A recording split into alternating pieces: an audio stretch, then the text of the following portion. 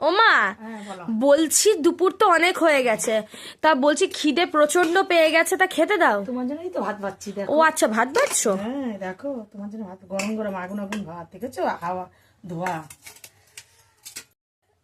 ডিমের মামলেট দেখো। বাহ, ডিম ভাজা, হুম, তার সাথে কি আছে? তার সাথে দেখো মূলা সিদ্ধ করেছি, সাদা মূলো সিদ্ধ দিয়েছি আজকে ভাতে। আচ্ছা, এটা তো একটু অন্যরকম লাগছে। হ্যাঁ, কাঁচা তেল দিয়ে আর লঙ্কা দিয়ে মেখেছি। আচ্ছা, তারপর তোমার পড়ে গেল আলু সিদ্ধ, মেখেছি আলু সিদ্ধ, দেখো আরে সাবাস, আলু সিদ্ধ। তাহলে তো দুপুরের খাওয়া দাওয়া একেবারে জমে ক্ষীর মনে হচ্ছে। জমে তো কি হবে। তারপর হচ্ছে পালং শাক, দেখো।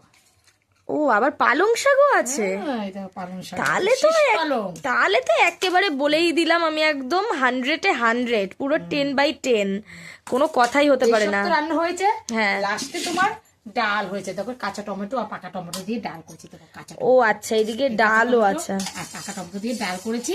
সেটা তুমি আলু সিদ্ধ ডিম টিম দিয়ে খাও, পরে তোমাকে ডালটা দিচ্ছি, তুমি খেয়ে নাও। হ্যাঁ একদম, আমি তো আবার আলু সিদ্ধ দিয়ে একটুখানি শুধু ভাত খেতে পছন্দ করি।